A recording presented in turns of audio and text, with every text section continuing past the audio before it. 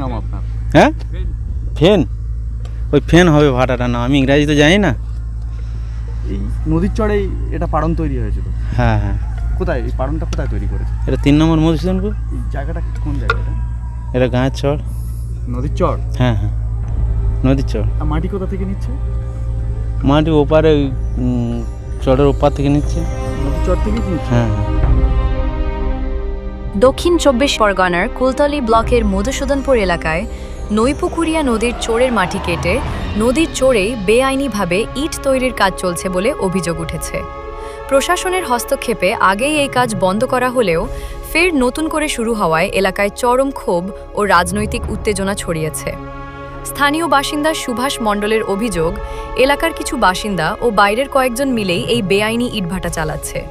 তার দাবি, শুধু মধুসূদনপুর নয়, কুলতলি ব্লকের একাধিক এলাকাতেই একই ধরনের বেআইনি কার্যকলাপ চলছে। নদীর চোর কাটা ও ম্যানগ্রোভ ধ্বংসের ফলে পরিবেশের মারাত্মক ক্ষতি হচ্ছে, যা ভবিষ্যতে নদী ও সুন্দরবনের অস্তিত্বের জন্য বড়সড় বিপদের কারণ হতে পারে।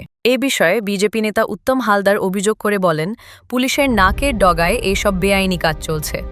তার দাবি, শাসক দলের নেতাদের প্রত্যক্ষ মদতেই এই দুর্নীতি চলছে।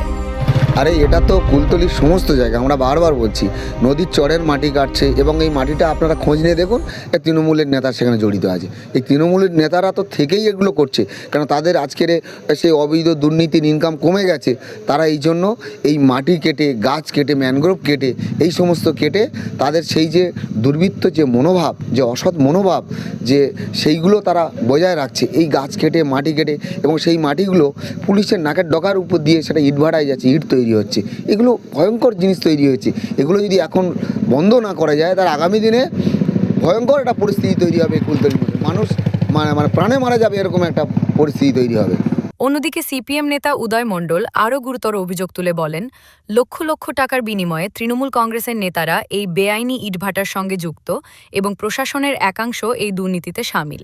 নদীও কাটা হচ্ছে, সেটা ইটভাটায় যাচ্ছে। এ ঘটনা এর আগেও ঘটেছে। সর্বোপরি দেখা যায় যে তৃণমূলের নেতারা, তৃণমূলের পঞ্চায়েত প্রধান, মেম্বার, তারা এই লক্ষ লক্ষ টাকার বিনিময়ে ইটভাটার মালিকদের কাছ থেকে তারা এই টাকা নেয় আর নদীর চড়াকে কেটে সেখানে ইটভাটার ইট তৈরি হয়।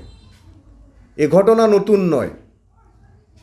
আর যারা হচ্ছে কি যে ডিপার্টমেন্টে আছে, সে ফরেস্ট ডিপার্টমেন্ট বলুন, ইরিগেশন বলুন, যার যা দপ্তরে বিএলআর বলুন, তারাও একই ভাগের ভাগিদার। এটা শুধু এখানেকার ভাগ নয়, এই ভাগ পৌঁছে যায় কালীঘাট পর্যন্ত। তৃণমূলের নেতা তারা নদীর চড়া বিক্রি করে খাবে না, নদীর মাটিকে তুলে নিয়ে নদীর চড়াকে কেটে ইটভাটায় বিক্রি করবে না। তৃণমূলের নেতা তো তাদের কি করতে বাকি আছে?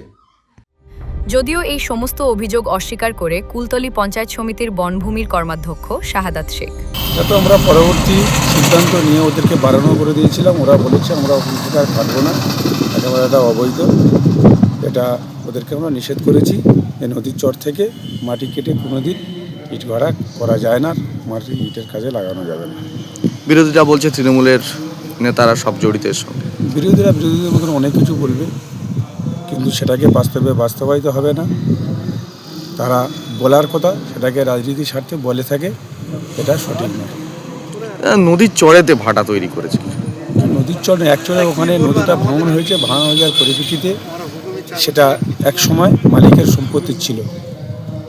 সেই মালিকানা সম্পত্তি তাদের রেকর্ড এবং কাগজপত্র আছে। বর্তমান নদী ভাঙন হয়ে যাওয়ার পরে নদীগর্ভে গেছে। দক্ষিণ 24 পরগনা থেকে রেবতী মালির রিপোর্ট, ITC নিউজ।